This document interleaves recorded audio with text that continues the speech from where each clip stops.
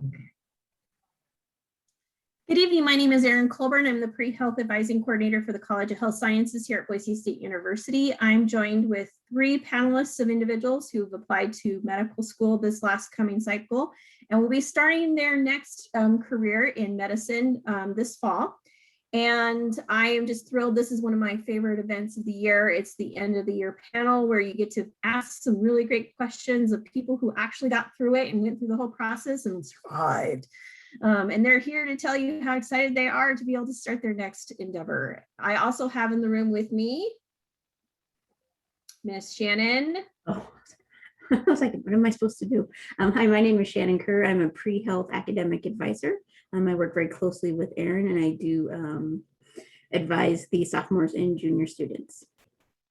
All right, and now we're going to introduce our panelists. So Erica, go ahead and get us kicked off and started.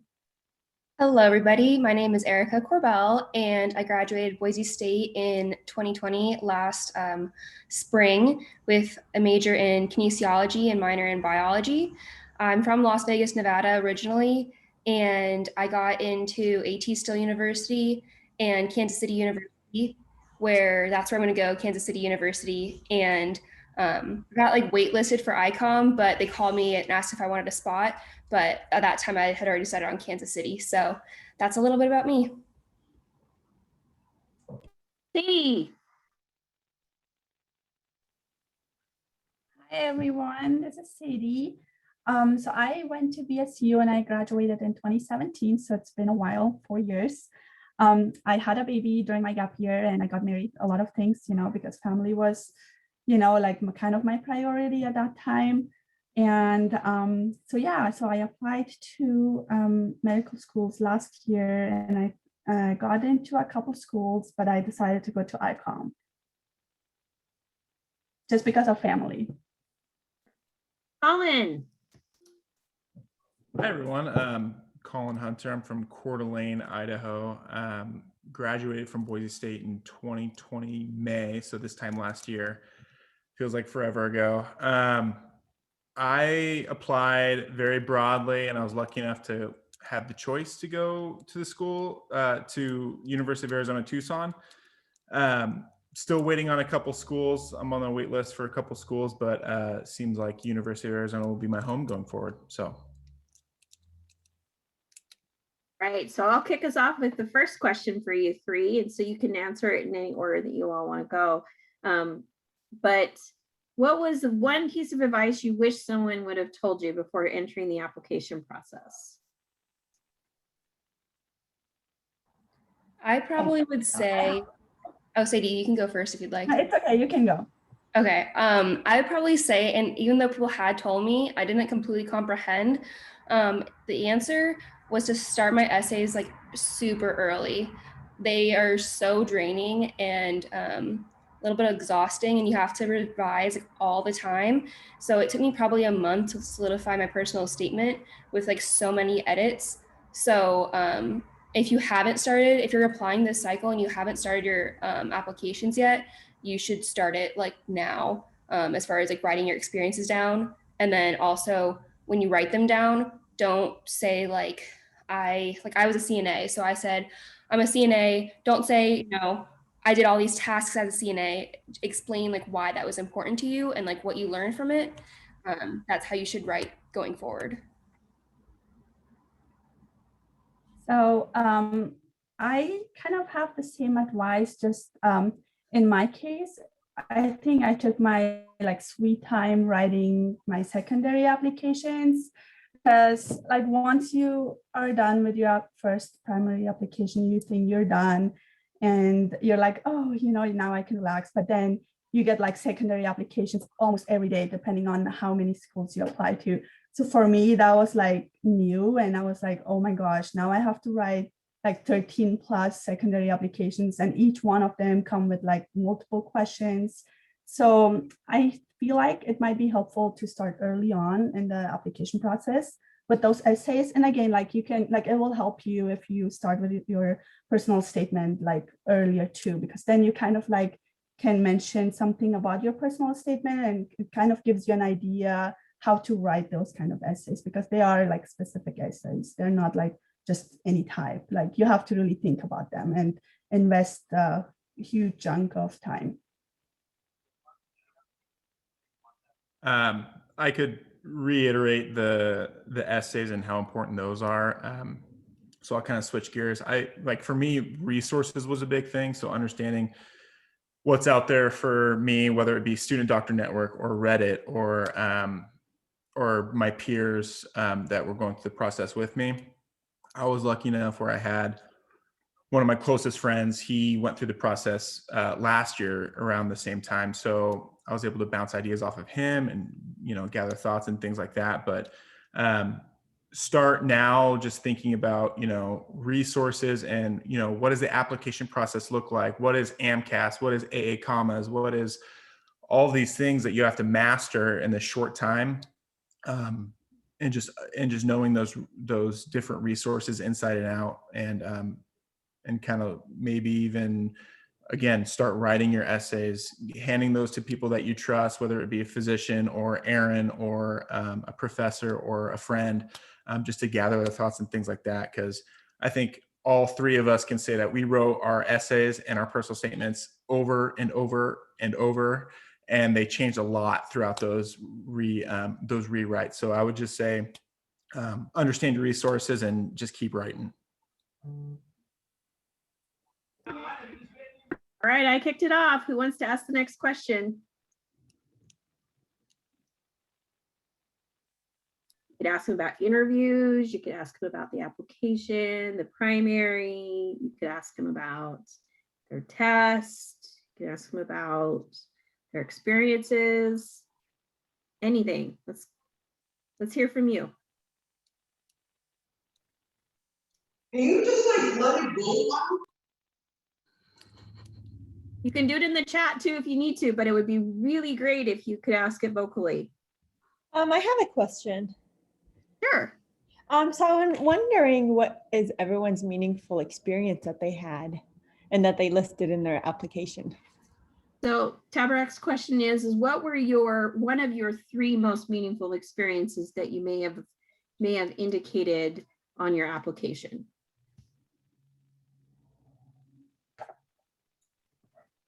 So Erica, why don't you go first?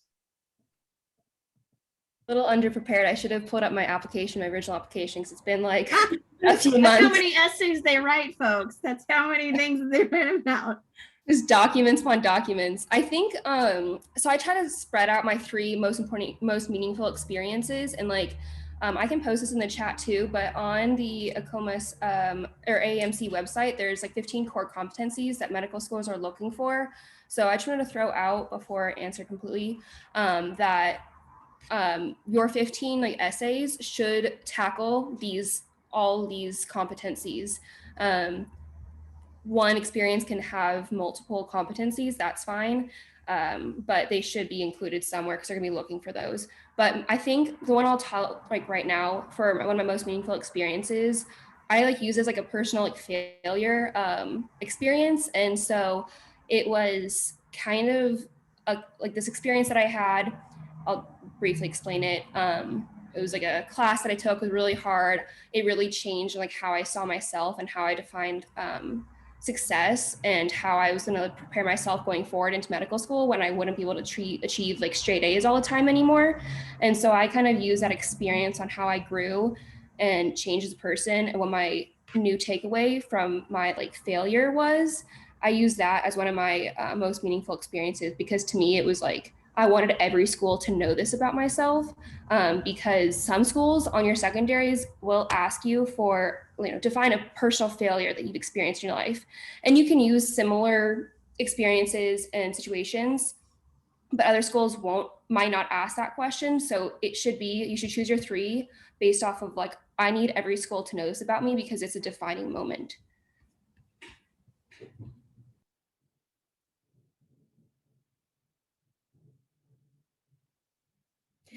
Colin, you're still on. There we go. Yeah, there we go. Yeah, so speaking specifically to the AMCAS application where you mark your 3 most meaningful experiences, I guess I could go 2 ways, how do you pick it and how do you write it? I picked mine based off of basically picking my best three activities that I felt were most encapsulating of me. I've been in healthcare since 2017. So, kind of the highlights of those experiences. But I know people who have put personal experiences, whether it was volunteering that was non-clinical, or if it was more academic related and things like that. And then what Erica just said was, again, she put a great link in there, the 15 core competencies, and really hitting those points and letting these schools know why this was important to you and why this is going to make their school better and why what this is going to contribute to their class. So that's kind of how I went about that.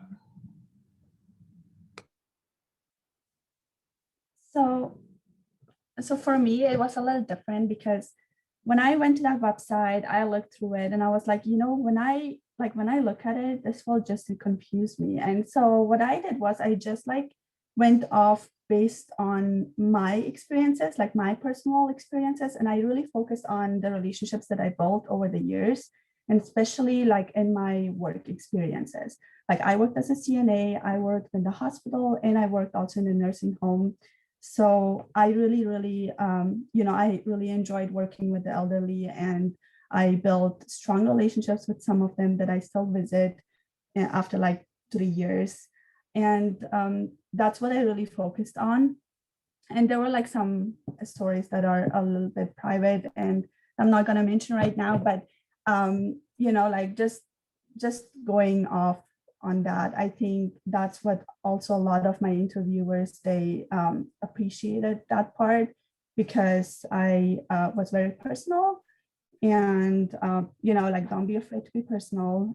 I think that's what they want to hear. You want to keep it personal. Even if one day you become a physician, like me, I applied to many DO schools for a reason. And I think them seeing that you are honest, I think that's the main key point, because a lot of people will write off, just checking check boxes, and that's not the way to do it. You have to be transparent. You have to kind of show them what you got, and tell them stories. That's what I did. I told them stories. I didn't tell them oh, I did this and I did that, and just be personal. I think that's what I learned throughout my my application process. And then also something else that I mentioned, like Erica said, personal failures play a huge role in that. When I was studying for the MCAT, it was hard for me because I had a baby and he was 5 months old, and then I had a husband, and we just purchased a house. There comes a lot of responsibilities with having a family and studying for the MCAT full time. So I had to quit my job, and then my husband was the only one working, and just showing that although you're in a difficult situation, this is what you want and what you did to get there.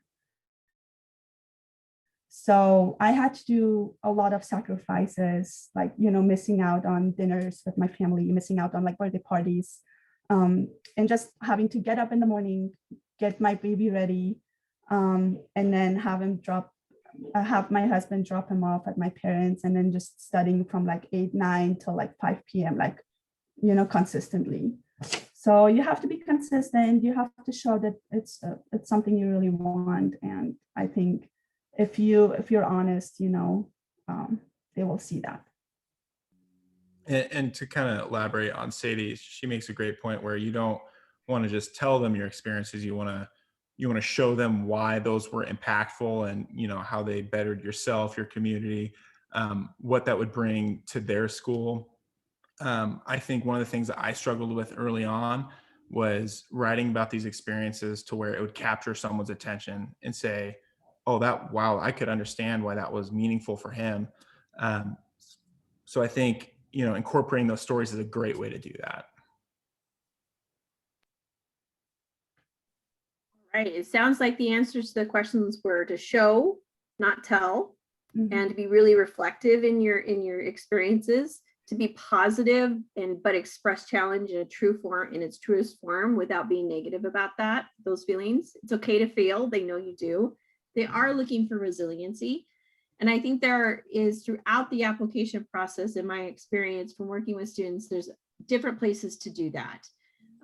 Personal statements, I don't think are necessarily the best place for the challenges and experiences. I think that there's other places that might be a little bit more adequate, because your personal statement speaks louder, and it's hard to write a challenge without it being a negative experience. But what a great answers, great questions. What other questions do we have from the group? Again, this panel works when you ask the questions. I have a question. Okay. So right now I am a farm tech for St. Luke's Hospital. And so I don't know what to categorize like my experience as, because I've heard like farm techs aren't considered clinical experience, and that like because I don't work directly with patients, or like I'm not a medical assistant or a medical scribe, it's not really clinical. And that, well, as a farm tech, I help discharge patients by bringing their medications, and like you have to talk with the doctors and nurses to coordinate that. So I don't know what it would be. What do you guys think? Okay. Panel. Okay, first off, Cindy, you have to be confident in what you're doing. Like, I know, like, just the way, like, how you answer, like ask this question, like, honestly, everything that you just described, it is clinical. Like, you get personal, like, you get, like, in touch with patients. Even though you just say hi, you know, like, you still get in touch with them. And bringing them, like, their medications, that's a huge role, because there comes a lot of, like, responsibility with that too, you know? Like, honestly, like, I was an MA, I was a scribe, I was a CNA, I was a phlebotomist, I was like a volunteer, I was basically everything. And out of all my experiences, I love being a volunteer. And I felt like I was getting so personal with patients as a volunteer that I didn't as a medical assistant, even as a CNA. So you have to be confident in what you're doing, because that's what they're gonna see. You know, they're gonna hear, like, even though I can't see you, I could just tell from your voice that you're not that confident, like, about your position. And you need to be confident. And that's a huge thing, another huge thing. Like, once you have interviews, you know, they love your application, they like you, they want you. But on the interview, they will see you and they will hear you, and they will see how you react to their questions. So be a little confident, because that's what you're doing right now is great. And you can honestly, like, tell so many stories. I'm pretty sure if you just sit down and think a little bit about it, like, encounter difficult patients, encounter good patients, that's already a great experience to, like, talk about, you know, because I'm pretty sure as a farm tech, you come across, you know, grumpy patients, aggressive patients even. So yeah.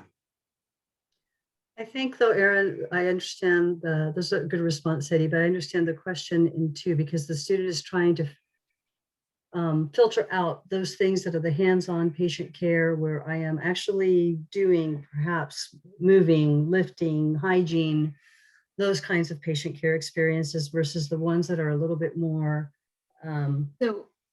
administrative related. On the medical application, Cindy, it's either patient exposure or not. And so it's patient exposure.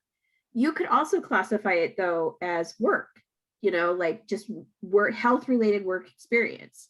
But on the application, you're going to have whether it's health related or not, and it's health related, but you get to spin it. You get to, so what Sadie's sharing with you is that you need to be proud of those things that you've done and not worry about so much about how you classify it, because they're not going to nitty gritty you. They're not going to go, oh, Cindy, how dare you? You put it under health related experience and it's not. No, they're going to want to hear from you. Well, did you interact with patients? If that is something you cared about with your job. But Erica, you were going to say something? Yes, thank you.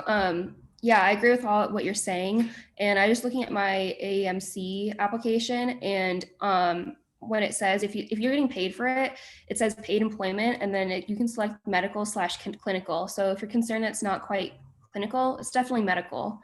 And then on, like you were saying, Erin, on the AACOMAS application, you only have 4 choices, and I think it's paid. Like the 2 options for paid is either medical or not medical, and so I would classify that as medical. And so it's, once you see it, I don't know if you've been able to start an application or see what it looks like, but some of those other experiences, even in general, might become a little bit more clear based off just like what the options are. You're not typing in like what type of experience this is. They have a list and you have to select which it falls under. Yeah, that makes sense, because that's what I was thinking too, because even if it's not clinical, it is medical. So yeah, I just want to clarify, because I've heard people say that like farm techs are not like medical. I don't know, like clinical. So Coming from someone who's been doing this for 13 years, that's medical. So absolutely needs to be medical. okay. I would tell you to put it under the medical box. And Cindy, make sure, like, I think this is a good rule of thumb for everyone. You don't have to defend, what you choose for your, what you classify as your experience as. You make, like Sadie said, you make it what it is. If you can breathe or touch on patients, probably going to be more clinical and medical than anything. But they want to learn more about what that experience meant to you and your duties and your roles. And did you, try and take on more responsibility and things like that.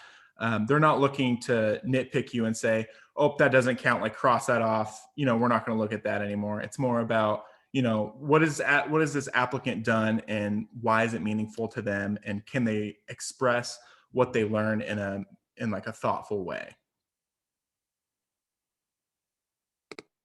That answer your question, Cindy? Yes, definitely. Probably more than you bargained for. Other questions? These are great. You guys are doing awesome. Has anybody asked what the scariest part of the whole thing was? No. Can you guys share what you believe the scariest part of the application was? The wait. The For me, wait. it was just, submit your application, and every school has their different timelines, and you're kind of in the dark until you hear anything.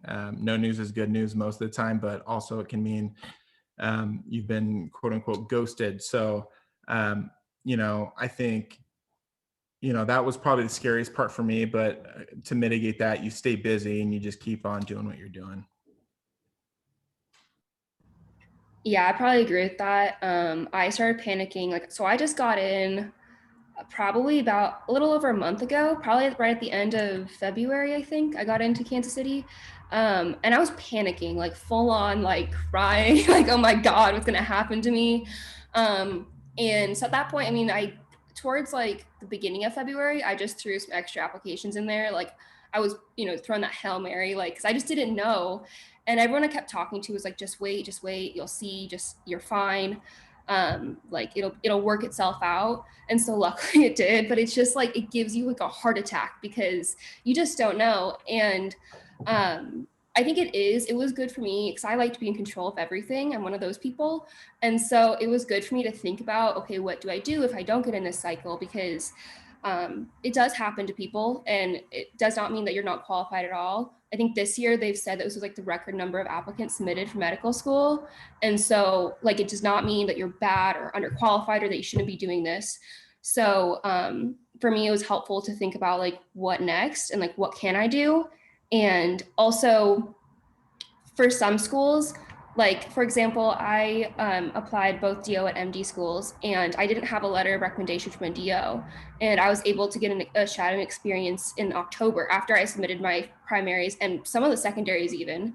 And I just asked them like, hey, like some of the schools, like, hey, will you accept another letter from Interfolio? Because just so you guys know also, the DO application, AACOMAS, you can only submit 6 letters into the application. And so I hit those 6 and I had 2 MD letters and not a DO letter, just how it worked out at the time that I was submitting. And so I asked some of the schools I was applying to, can you still accept this letter? And they still took it. And so if there's something you feel like, I really should get this in and I want to let them know, some schools will take it. Some schools might not, but yeah, just like believe in yourself and just have patience when it comes time to have patience and distract yourself, because it's a process. Like, you thought OChem was hard, like applying for medical school is hard. Like it takes so long to hear. So just have faith in it. So we did have a I think question. the scariest part. Oops, okay. Go ahead, Sadie. You were going to make your response to the question that we had Yeah. before about scariest. Yes, so the scariest part in my application process was like getting the first interview invite, because you don't know what to expect. And I didn't know how to prepare for it and all that. So yeah, that was just scary to me, but it'll be over, like pretty quick.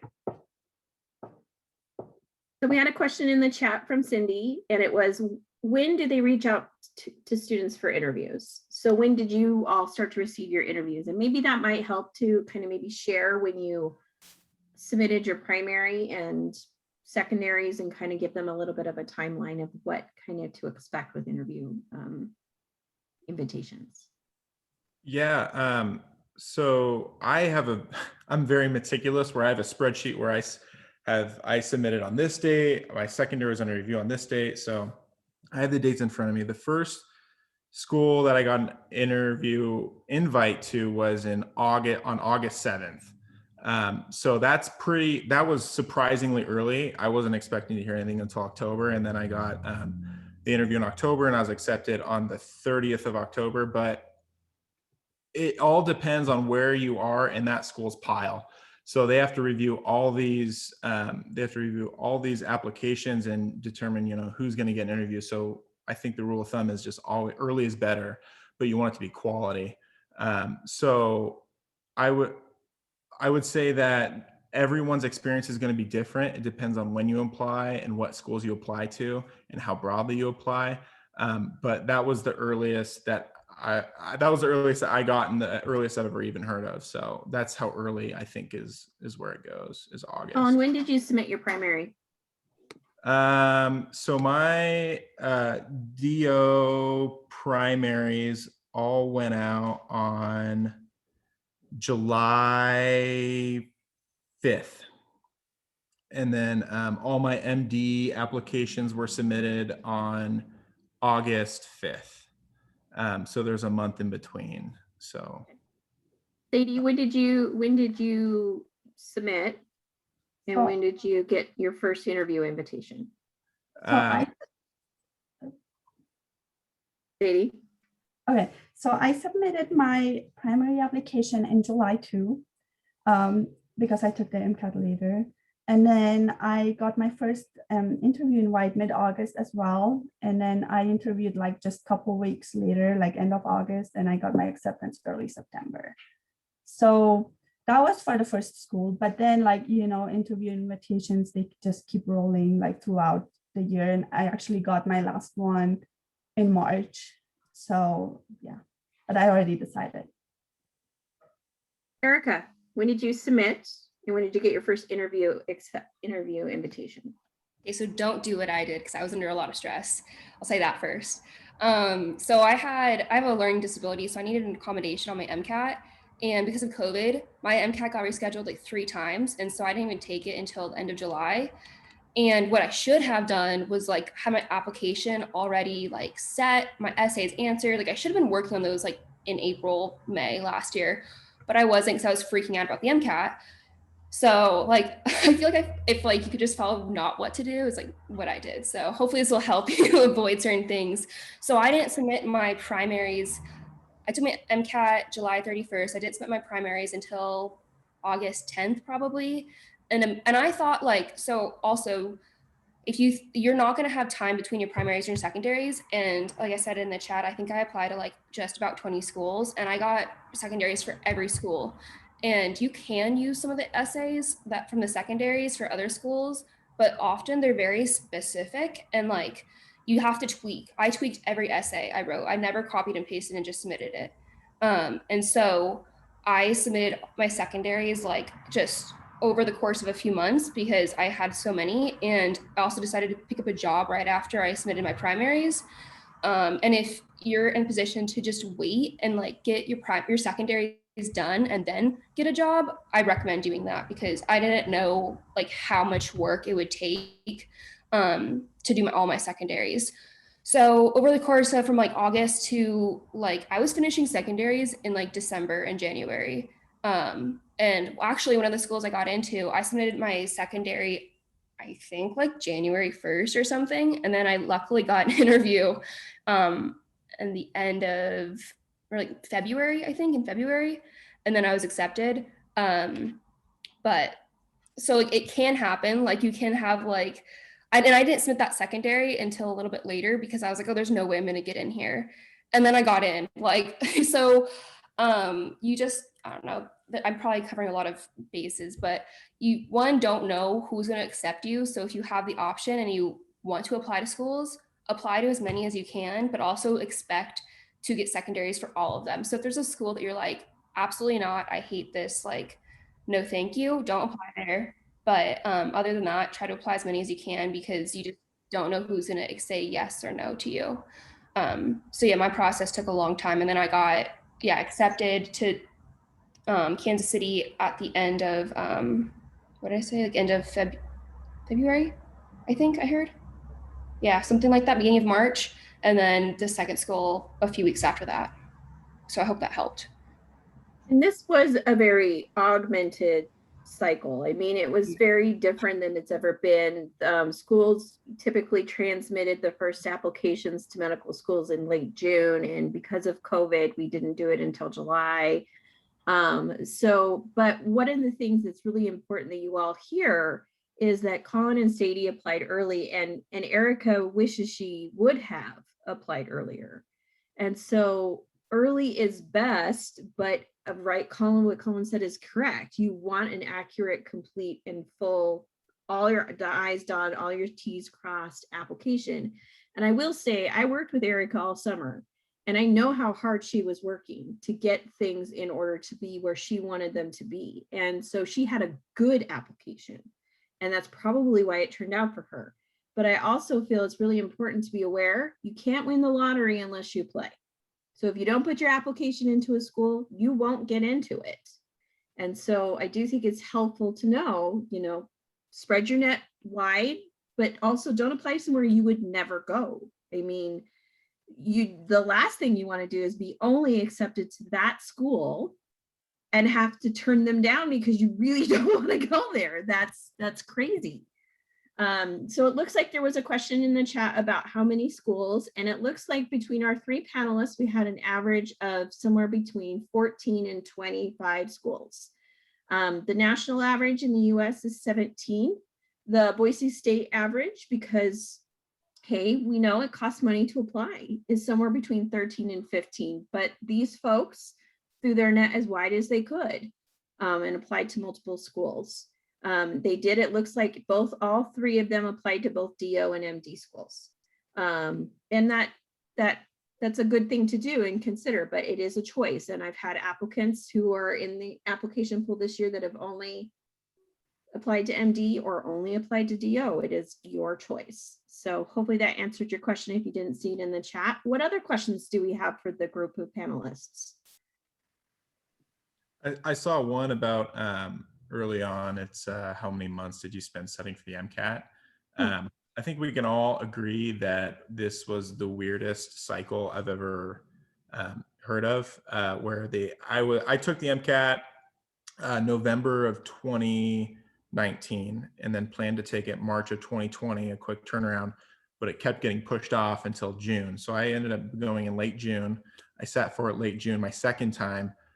So I think in total, I spent about 11 months on this test, where I wish I would have only spent 6 or 7 with 2 different tests, but it depends on everyone's different, depends on what program you take, what resource you use and things like that. Erica and Sadie, how much time did you spend studying for the MCAT? So I studied only 3 months, but that was my second time taking the MCAT as well. So a lot of it was just review, since I took my first MCAT I took in 2019, which was just a year like before. And then yeah, it's a lot to study. But I think it, like, you know, if you're being consistent and if you take breaks, it's manageable. Erica? So I took the MCAT twice in 2019. And so I started studying and did a course in January 2019 until I think the course was supposed to end. I think it ended in like May 2019. And then I was supposed to have a month of my own and then take it. And I, again, was like just not prepared. So I didn't do well on the first MCAT. Even though I was studying, I was on a really heavy course load and just under a lot of stress. And so I didn't devote as much time as I needed to in that time to actually see the result that I should have gotten. And like I said, I needed an accommodation. And so the next time, well, I actually took it again the next summer, that same summer, but I took it for real. Like, I'm ready for this again last summer at the end of July. And because of the accommodation I needed, it took a really long time to get that. So I was studying, like basically took another course in January, I think. And then that ended, I think in March, but I was supposed to take my MCAT in March. So I was basically studying from January until July. And then I really got in gear and like didn't do anything but study from like end of May, beginning of June until the end of July, like a solid 2 months. Like I didn't work, I didn't breathe, like I just studied. So the MCAT was really, really hard for me. Like it probably was, besides like the stress of the application, is probably the hardest thing for me on this whole thing. Like I did pretty well in school, but the MCAT was just really hard for me. So definitely don't feel like you're alone in it. And like, I don't think I did very well on it. Like I got above average, but I didn't get a great score. And I was still able to supplement my application with all the other things that makes me like great, you know? So even if you feel like you didn't do great on the MCAT, like still put your application in. Like I think some schools require a 500 minimum just to meet their baseline. And so if you have whatever school's baseline that is, try to apply, because if you have done everything else that you're supposed to and that you should have done to prepare for medical school, you'll probably get accepted at least into a school. And I think something else I want to add on is that, you know, like it depends on the person. Like you may just require 2 months of studying, or you may require like 6 months of studying. I know people who only studied like 2 months and they got a 520 above. And I'm like, oh my gosh, how can you do that? Or I have seen people study for like 5 months or 6 months or even like a year before, and they didn't do that well, you know? So it really depends on you, what kind of like study type you have. For me, I like to study in like small chunks. So I like to study for like 3 hours, and then I like to take a break, and then like for 2 hours and then a break. Like I can't just like cram everything from like 8, like in just 7 hours, everything.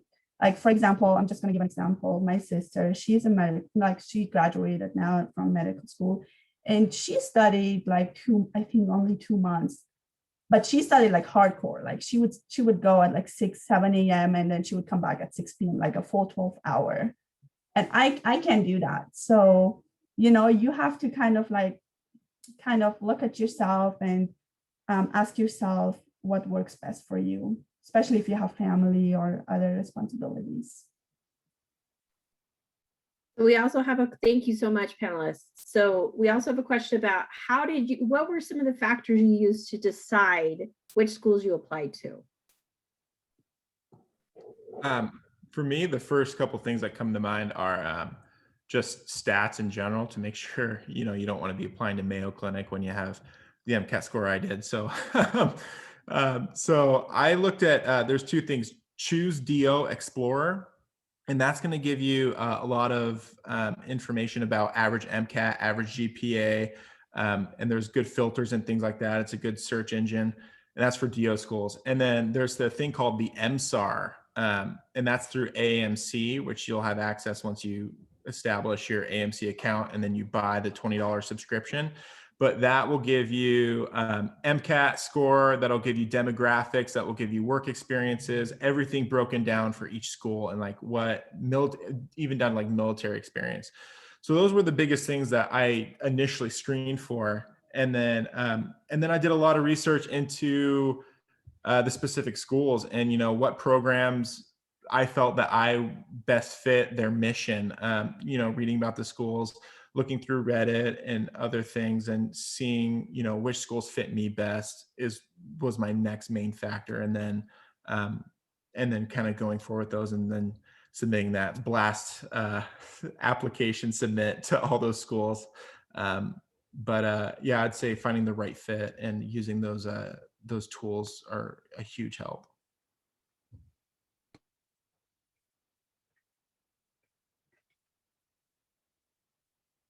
Yeah, I would say kind of like reiterating what Colin just said, missions do help.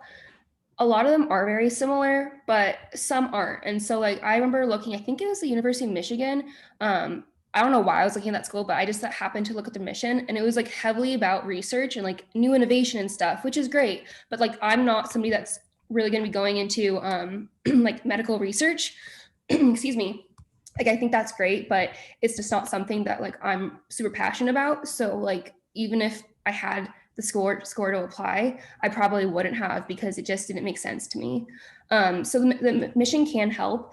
And for me, honestly, it was a lot of location. Like I was like, where do I want to live? Like, where can I see myself living? I wanted to be in a bigger city. And so I didn't apply to a lot of schools that had, that were really big on like rural medicine. You'll find a lot of schools are, but I wanted to be in more of a city. Coming from Las Vegas, Boise felt a little bit small to me. When I love Boise, but like, so just kind of having that mindset. So I applied to places that were in cities. And then also some, like once you get a little bit further down, like I said earlier, if you can just apply to as many as you can, that you can mentally withstand, because you just don't know why someone's going to accept you. But I totally lost my train of thought. I went in two different ways, but one of the ways I went was, for example, I'm from Nevada. I have 3 medical schools in the state. None of them accepted me. Like, why? I don't know. I pay my taxes, so I'm not sure. But like schools in Arizona and in Missouri accepted me. Like, I have no idea why. So you just don't know, like, you might think you have loyalty to the school or a school has loyalty to you just based off where you live.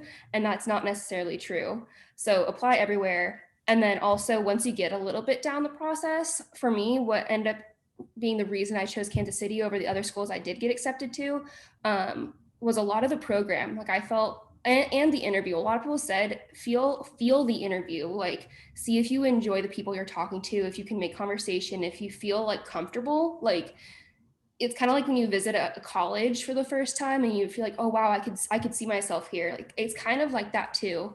But yeah, for me, Kansas City like has a MBA program as well that I want to do. So, and none of the other schools that I got into had that program. So it was kind of like a no-brainer for me to go there, just based off of like what they offered. So you'll find that some schools have specific like niches that they can carry, that they can give to their students. And if you're looking for a specific thing, if you're looking for rural medicine, if you're looking for getting into the clinic earlier in your studies, like if you're looking for something specific, you can probably find a school that offers that. So hopefully that helps a little. Yeah, so, and for me, 2 things were really important. First was staying close to family. My family lives here and my mom is here. So I have her to take care of my toddler. So that's very important. And then also second is diversity. Like, it has always been a core value of mine. So I looked at schools and just, like browsing through their website and seeing like if they have diversity, if they value that as well. So just look at their values like Erica and Colin said, and see if you are a good fit, or if they're a good fit for you as well. Yeah, and I'll also say, you know, if you have any interaction with providers, ask them their thoughts or where they went to school, or if they know someone that went to school. I know I worked in the emergency department and I worked with 20 different providers, and at least 3 of the schools I got accepted to, I would have never applied to unless I was referred to that school. So, and, you know, and I really trusted those people. So I applied, and I thought, you know, that their intuition was as good as mine, as if I'd be a good fit for them. And it turned out it was. So don't be afraid to ask other people, your peers, and other people in the medical community who have been through this process. Their input is always invaluable. Great. Does anyone recall an interview question that really threw them off? Okay, I can recall one. So, you know, during the app process and also studying for the MCAT, you don't have time to read books like in your free time. So one of them asked me what's like the last book that I read. And I was like, oh my gosh, like biochemistry, MCAT, Kaplan. But it was hard. Like I think they could tell. And yeah, I don't know. I just told him I need a minute to think about it because it's been a while. And, you know, like it's good to throw in like a little bit of humor as well. I actually told him like, oh, Kaplan, biochemistry, you know, and they were like laughing. And then I told them like, okay, I need a minute. So it's totally fine, but just tell them you need a minute to think about it. It's okay. And yeah, so that was a very interesting question. So just think also about like, you know, have like a few favorite book names ready. And like, for example, your favorite dish, like those like normal non-academic questions as well. Not everything is academic. So Others from the other panelists they can think of? I probably agree with that. I had a lot of anxiety going into interviews. I felt like I had to have an answer immediately when they asked a question. So I worked with, if any of you want to, the Career Develop Center service at Boise State. I probably just botched that name, but it's something like that. They will do free interviewing for medical school. Like you can type in applying for medical school interview, and somebody will like sit with you even on Zoom and just practice how to talk on an interview. So yeah, for me, it was really hard because I just kept feeling like I had to have the answer immediately and not like be like, okay, give me a second. Oh, that's a great question. Let me think for that for a second. And like by myself, like 5 seconds, I felt like I had to be rushed into it. So definitely practice. And I just posted a link of a document of a lot of questions. And so you guys could look into that.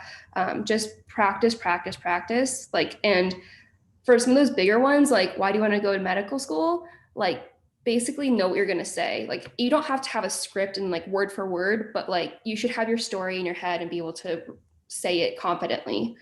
But one of the questions, it didn't really throw me off, but I really enjoyed it. I got a question that was like, all right, so like let's say you're in the wilderness and you are allowed to bring 5 things, and they asked me like, where's your favorite place to camp in Boise or in Idaho?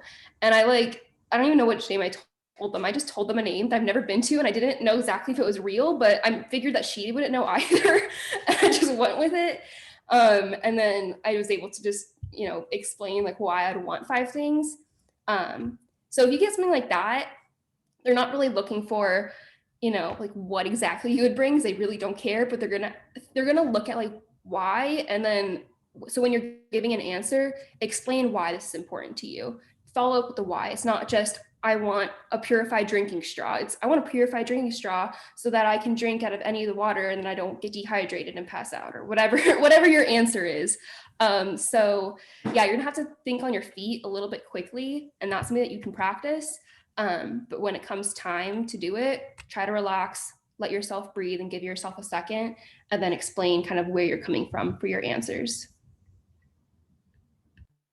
Before we kick back to the MCAT questions that have come up as well, Colin, did you have any weird ones that you wanted to share? I'd just like to share a fun one. I got asked, if you could have any superpower, what would it be and why? That completely caught me off guard. I was not expecting that. I was expecting something to be like the Affordable Care Act or something. Just like, I think, what they said previously, just know yourself, know your application, and know why you're there, and the rest will fall into place if you're just yourself. I want to know what your superhero was. I think I said something along the lines of being able to breathe underwater. I can't really remember why the reason I gave that. It's just the first thing that came into my head. So, and honestly, again, like, as long as, they just want to see, you don't need right or wrong answers. They just want to see you work through a problem or catch you off guard a little bit and see how you think. So on the same lines of the interview, there is a question about the MCAT that I'll come back to, I promise, Cindy. Tell us how you prepared for interviews. What were some of the things that you used that were great resources for you? Okay, so what I did was I looked up like common medical school interview questions online, and I found a bunch of questions. Like, you get across so many questions. So I just picked out the ones where I kind of like, I would think that I would struggle, or ones that are like, repeatedly you see them on your screen. So you kind of like, no, that's probably the most common one. I should probably study that. So what I did was I took my phone and I just like recorded my response every time, and then I would time myself. Like, first round I wouldn't time myself, and then second round I would like see and kind of like evaluate my response, and have my husband listen to my voice records as well. So that really helps just to know like how you respond to a question. And it's crazy how much you can like hear and know from just listening to your own voice. It's crazy. So yeah, so that's what I did. And I also did a lot of like mock Zoom interviews with my friends, and that helped me too. Helen or Erica? Yeah, kind of like what I said a little bit earlier. I used the mock interview platform from Boise State. That helped me a lot. Also, I would like talk to my friends and stuff, or my family. And I remember I was like talking to my sister and starting an interview question, and she's like, "Okay, stop. You sound like you're dead. Like, have some emphasis in your voice." And I was like, "Okay, like that's good to know." Because when you're practicing and it's like not real, you can kind of like you feel like you can let yourself slack off a little, but try not to practice that way, because what you practice will what is going to be what happens. And then I also looked at the schools. Like, so I never had an interview. I never had one interview on the same day of two schools. So I always had, this is my Friday, this is my ICOM interview or whatever. So I could focus on that interview. And then that night before, I would go through, if not the night before, a little bit before, making sure I knew what the school was about, what questions I had. Some schools would ask me in my interview, like, what questions do you have for us? And I felt like it was almost not appropriate for me to ask questions during my interview, because I thought I was supposed to ask them like during the info session. But so be ready to have a question, because some people might ask that. So I would ask a lot of people, why do you enjoy working at the school or being part of the school? Like, what unique element does that school bring? Something like that. So that helped just to have a little information going into the school about what you need to know. I remember one school asked me, some schools will and some schools won't. You'll see it just changes. Some schools will ask you, like, why do you see yourself a good fit here? Like, what do you like about the school? And just be honest. Like, I remember telling a school that was really big on like patient care of like in rural communities, and they asked me like, why do you want to go here? And I said, we watched your video and I really connected with it, and I like this and this and this about it, and I feel like that's the right way that medicine is going in, or something to that lines. And it was all true, but I wasn't necessarily sure if he was going to take my answer well. Like, you have to be careful, because you want to be honest and stuff, but also make sure you're not going to offend somebody. So like, definitely walk that fine line. But I got accepted at that school, so I guess my honesty worked. So definitely choose your honesty. But my answer was good. I'm not saying I said anything bad, but I just make sure you know what you're going into. And then also I wanted to go back for a second about like weird interview questions. I got a question that was like, what do you do if you have a patient that is like wanting to use like a homeopathic remedy, but that has no scientific basis on it? And so I basically said what I thought was, as long as it's causing no harm and it's not hurting the patient in any way, and we're able to find the underlying cause, I would probably let the patient use it.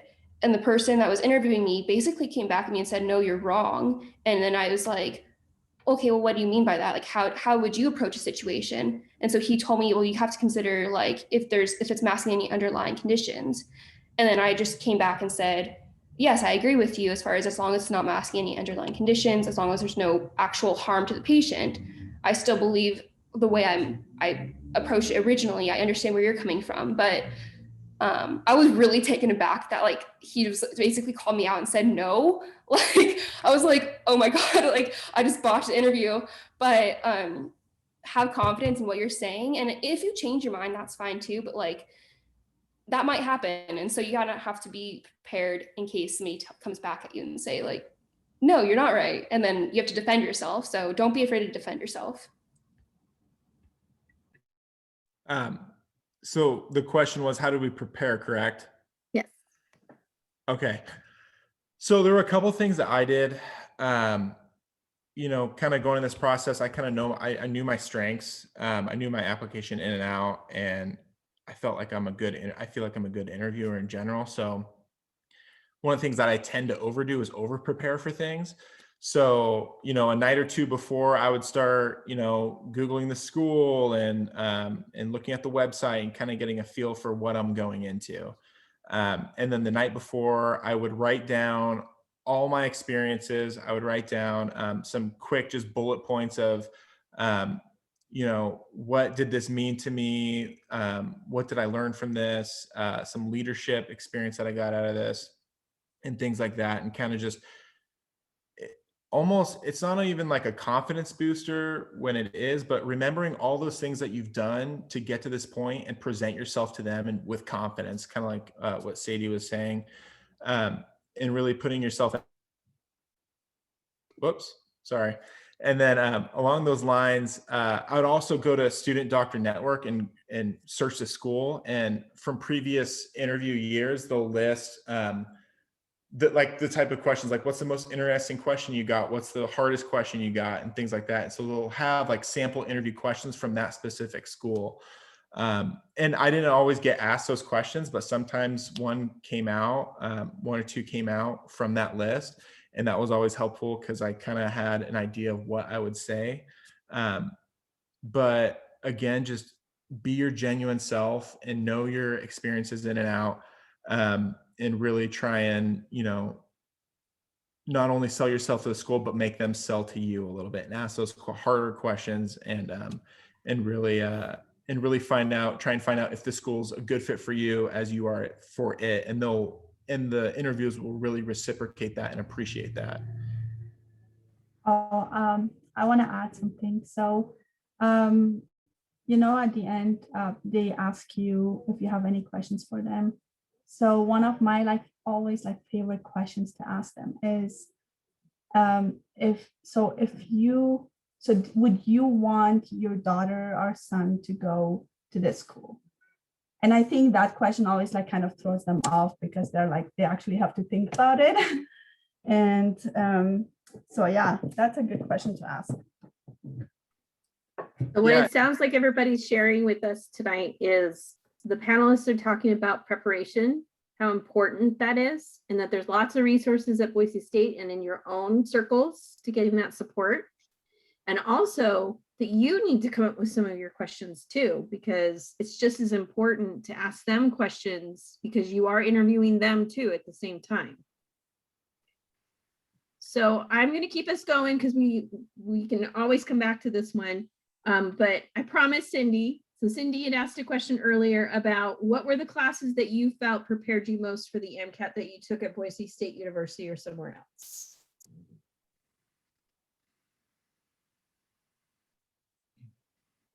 What do you think? What were the classes that you needed to have that were the most supportive? You know, I think I can't really put an emphasis on one specific one or the other. Just treating your classes like that's your MCAT prep and treating everything as if, you know, that's going to be on the test and you need to know it. Everything from, I got questions that I could remember from my genetics class, my cell bio class, my psychology class, my biochemistry class, and things like that. And really, you know, all the classes you want to know the information. You don't want to just repeat it is kind of my mantra, kind of going through it, is understanding why things are happening and how they connect. But I don't think I could put my finger on a specific class if Sadie or Erica could. Yeah. I think you did a good job. I think those are all ones that we push you to take. Yeah, definitely. I had to learn like the hard way because, you know, when you go to your MCAT review books, you have like the high yield and low yield topics. So my first time around, I would only like really focus on the high yield topics and then kind of just review the low yield topics, but not take them too seriously. And then my MCAT was like all about the low yield topics. And I was like, what? Like, this is low yield, you know? So don't go off like by the stars in the Kaplan book. And, you know, they have those little stars, like 1 star and 2 star. I didn't even look at the like 1 star ones because I was like, oh my gosh, like this is just 1 star. Why do I have to care about these? But you do, because the MCAT can be all about them. So just, you know, study everything and you'll be fine. I know it's easy to say, but whew, yeah, it's the MCAT. It sounds like to me a lot of you are talking about active learning and learning it, not necessarily memorization. That memorization probably didn't save you any souls or heartache, but knowing how each thing is connected to the other is probably a more healthier way than, sorry. So this is, welcome to COVID world, ladies and gentlemen. There are children running around like crazy people in Erin's office that isn't an office. Don't worry, I have my toddler in the other room with my mom and I hear him from here. I'm so anybody glad need you a guys GPS tracker for their child? This is what this is it. So so what I hear everybody sharing is that it's not just about being able to memorize it. So I think that those are values. Yeah, I would agree with that.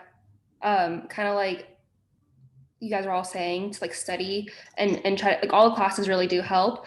But it, like I remember getting a question about like which type of muscle has like striations or something. And I didn't remember exactly learning that while studying for the MCAT. I just knew it because I was a kinesiology major. I just was like, I think it's this one. Like this, if this feels right. So you're gonna get some of those questions where it's like you don't remember necessarily learning it, but like, so if you can just go throughout your classes, like just try to absorb as much as you can because it'll come back. And then also, like you mentioned, somebody mentioned in the chat, the biochem really did help because you do need to know your pathways like really well. Like all the different types of pathways, like what enzymes inhibit, prohibit, all that. Like that class really did help me. But because the MCAT is just, what do they say? It's like a mile long, but an inch deep or something like that. Like you just have to know a lot. And so that's why it was hard for me because it's just a lot. But I think all the classes you need for medical school, like they're like required courses, really do help for the MCAT. So you'll be okay there. And then I remember in one of my interviews, we had the immunology professor come in and he was like, if you've never taken immunology before, which I hadn't because I wasn't a bio major, I was a minor, so I didn't need that. He was like, if you haven't done this before, you should read it before coming here. So now I'm like reading immunology because I don't want to get to that class and be like, I told you so. So yeah, like I would study for the MCAT by taking your classes that you need. And once you get into medical school, if you feel like there's something you're lacking in, you have resources with the school that you got into to figure out if you are lacking and like what else you might need to be doing potentially before going to school. And another word of advice, just that since we're on the topic of classes, University of Arizona, they require an anatomy and physiology and microbiology. And I didn't have either of those at the time I was accepted. So I had to go back and find online classes. So please do your research and get the classes that you need and make sure you have the classes or the time to take them before you apply. Pretty sure we talked about looking at schools and making sure we have our prerequisites before we apply. We're not Word all of perfect. advice, learn from Colin, right? You don't want to be like screaming through classes in your last year. So we have a question. Did anybody take a gap year? Okay. I took 4 gap years. I think that's the longest ever. Yeah. No, that's not the longest, but Like I so say, Erica and Sadie both did. I believe, Colin, you're graduating this May. I took one. I graduated last May. Oh, that's right. That's right. Because you needed anatomy, physiology, and microbiology. Yeah, but I didn't start those until February. So, and I got them done. So. Yeah, I took a gap year. I mean, just to apply. So I started college in 2015. So my 4 years I was supposed to graduate in 2019 because of the major and minors I decided to do. It was gonna be like a required 4.5, and I took summer classes every summer. So it was just a lot of classes that I had to take based off what majors I wanted to do. So I just decided I wanted to graduate in the spring with nice weather. Didn't know COVID was going to happen, so I really should have graduated in December, been able to walk. But hindsight's 2020. So yeah, I decided to take this was my actual gap year because I technically graduated a year late. And then it was really helpful. So I was really, really disappointed in myself by not doing well in 2019 when I took the MCAT the first time. I was really hard on myself because I thought this is gonna be the worst thing. I have to take a gap year. I didn't do well. This is horrible. But honestly, it's really nice to have a little bit of a break. I think it's helpful to me to be reading and kind of keeping up with my studies just so I don't feel like my brain is dying inside. I just want to keep refreshing. But it was really nice to have a little bit of time off, spend time with my family before the pressure of medical school starts. So don't be afraid of that gap year. If you're considering taking it, then take it because you will never get the time back. I'm already kind of nervous about starting because they say you just start and you never stop. So if you're considering it, it's not a bad thing at all. Definitely take it. Yeah, I work with a lot of providers, and a lot of them, they took gap years and they highly recommended it. During my gap year, I got more experience. I did some cool stuff. I went to Hawaii twice. I went back home. I did a lot of backpacking and things like that. And, like Erica said, is you'll never get this time back. You're in your early to mid 20s. And once you start your medical school career, you start your career in medicine. So, you go from medical student to resident to attending, paying off all this debt. And then by that time you have a mortgage, you have a family, you have all this responsibility with your personal and your work life. So, take the time that you need to get your application ready, have some fun, find yourself, and then go into it full board is kind of it would be my 2 cents on that. Well, it looks like we answered the other part of that question. So with Cindy, do you feel like we answered the other part of that question for you? What did they do while on their gap year? Yeah, yes. I was just curious. Yeah. Gap years are more common than you think they are. The average starting age of a medical student is 25, 26. And it's not because people are applying and not getting in the first time necessarily. It's experience is of value. It's a commodity. The more experience you get, honestly, it does equate to more understanding about yourself. But that doesn't mean that we haven't had students get in without a gap year. We've had both of those things. It just happens that this year we have at the panel a group of gap year students. Well, what other questions? Cindy? I just want to ask about the gap year because I'm planning to take one. So the thing is, I'm graduating with a bachelor's kind of young. And I don't know, do you see young medical students at your school, and like do schools kind of look down on that, or do they favor that? Yeah. You know, age becomes not important anymore when you get into medical school. It becomes more about what you bring to the table. In my experience, there are students who are your age, Cindy, that are beautifully developed and understand exactly who they are, and they can articulate the ins and outs of why they want to go to medical school. And the big picture is here is it's not, I know it's easy for me to say this. So when I say it, know that I know that it's easy for me to say this. But you're focused right now on that. I just need to get to medical school.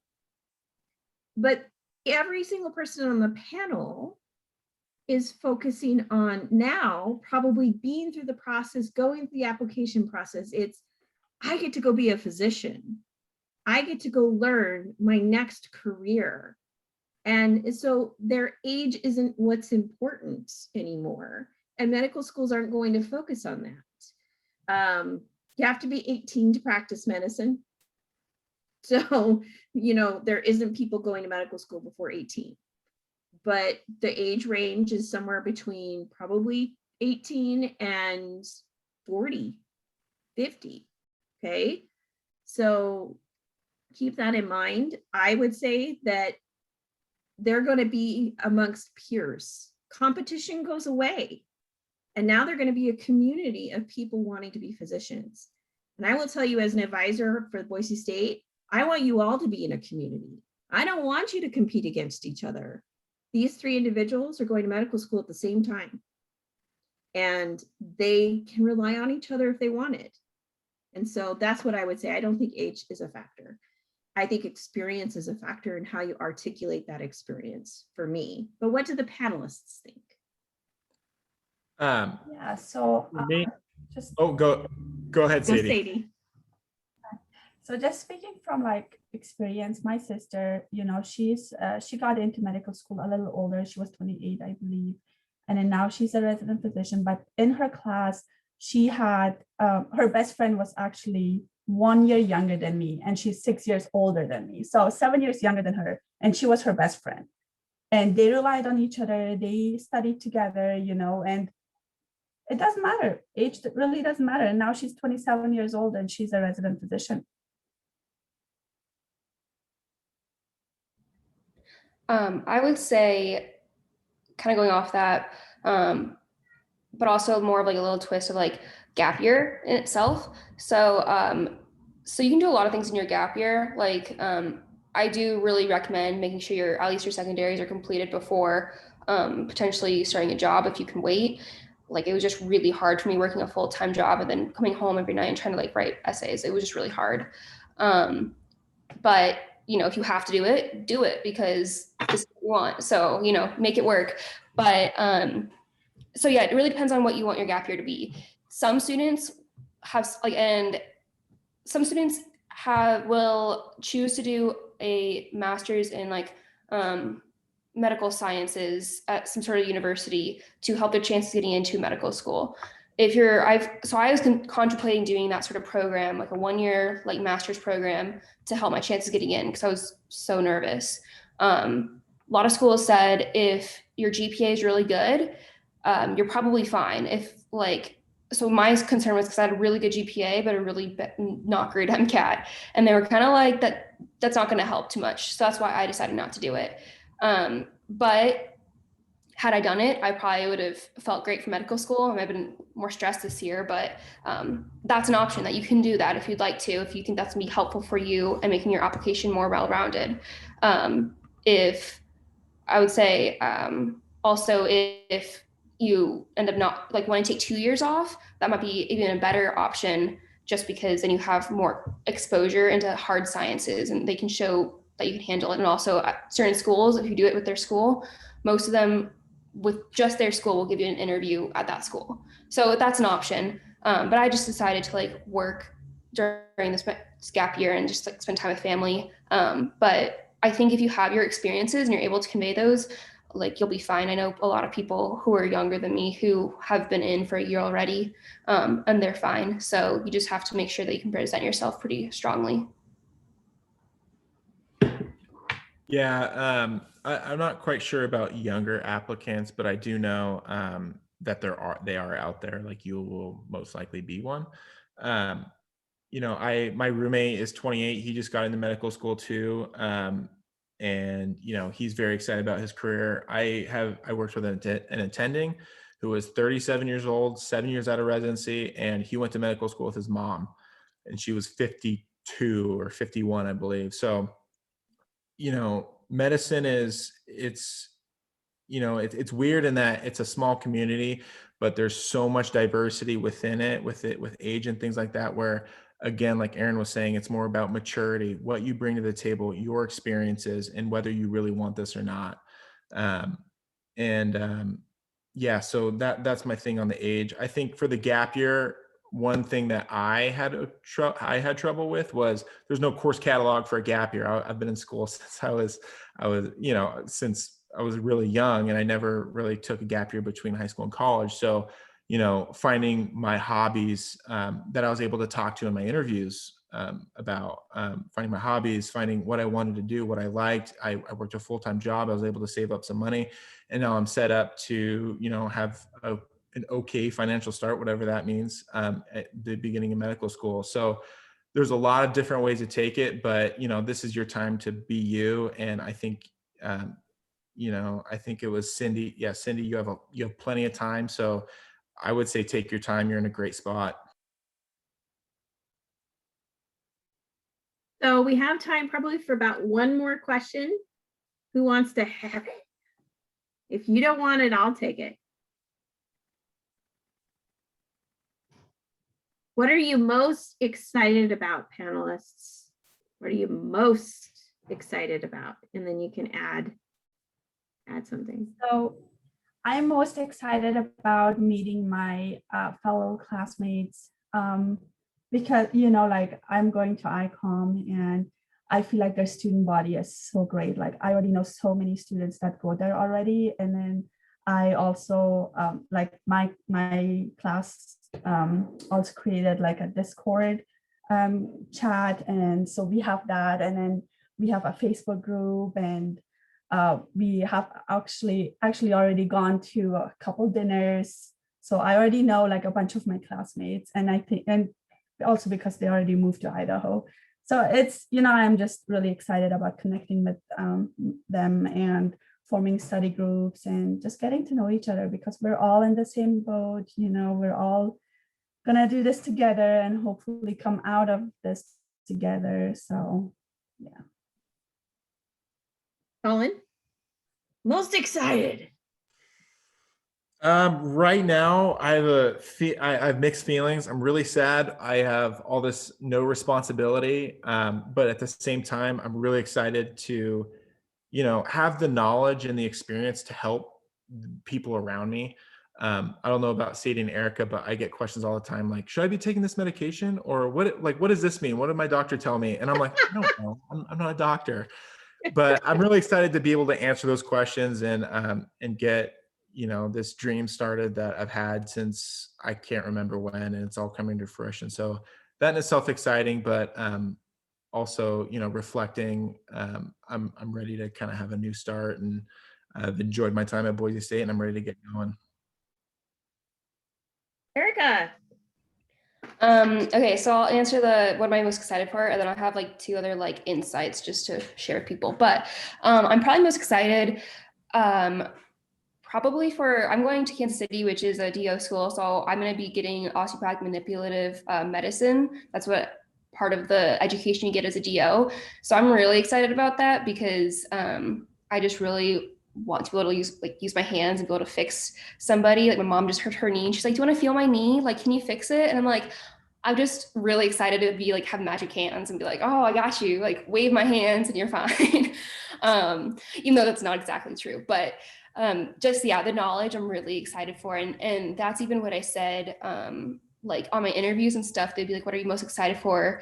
And it was just like, I just want to learn everything. I just want to have that in my head and be able to share that with other people and educate other people in like their body. So yeah, I think I'm really excited for school. That sounds so nerdy, but it's true.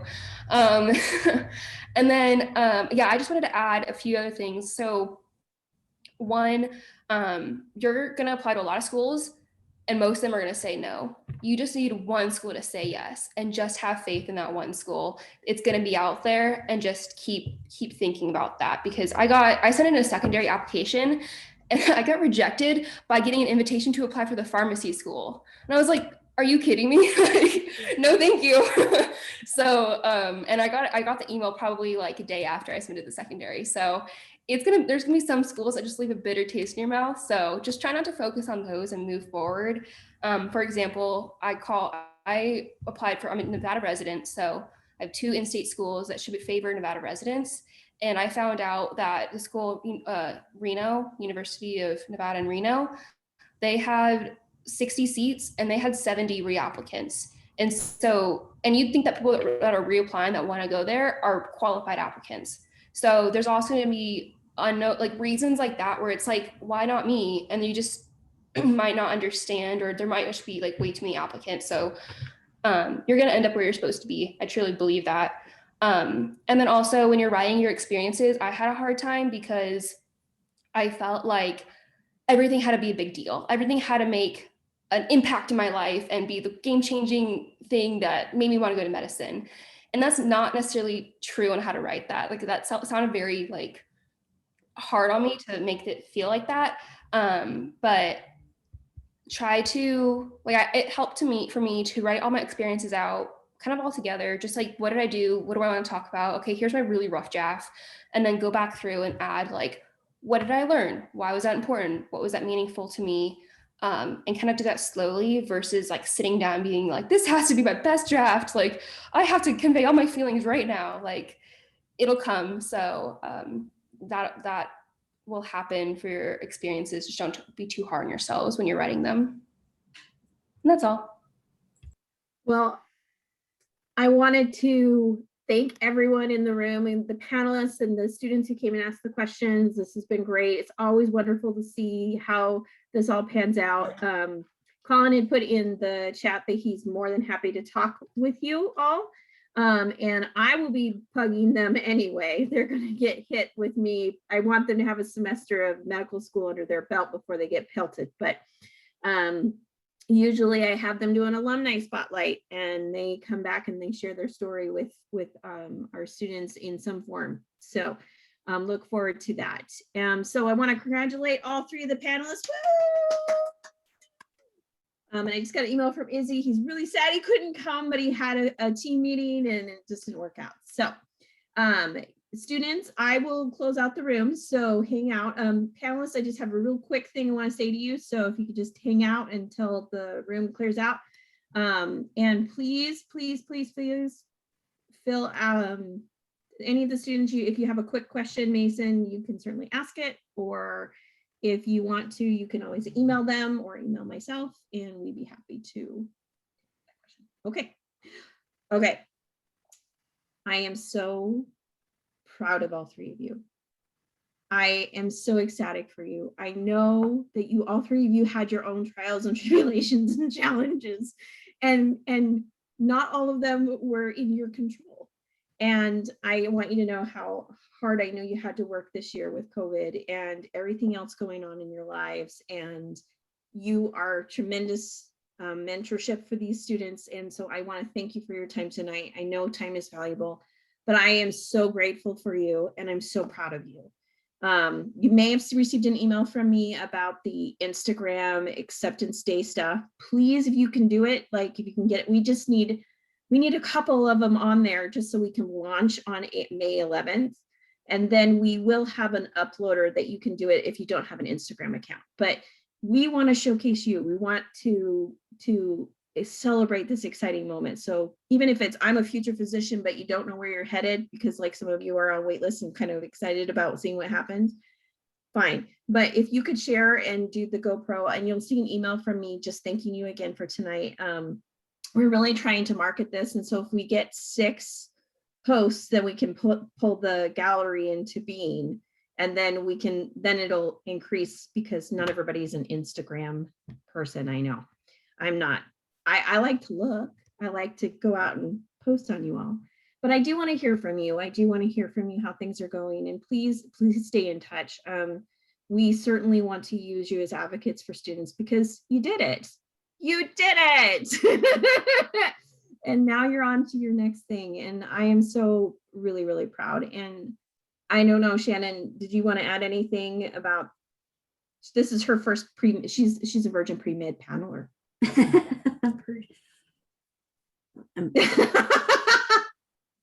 I don't know where to go with that statement. Oh, no, that was just really cool. So you guys are all, one of you's DO for sure, and one of you's going MD. Where are you going, MD or DO, Erica? I'm going to DO, yeah. DO. Did you do that on purpose, or did you apply both MD and DO? I applied both, but I'm like happy with going to DO. I just think that it fits me a little better. And like I said, I'm really excited for the OMM, learning that sort of treatment, that form of treatment. So it kind of chose me in that sense. And so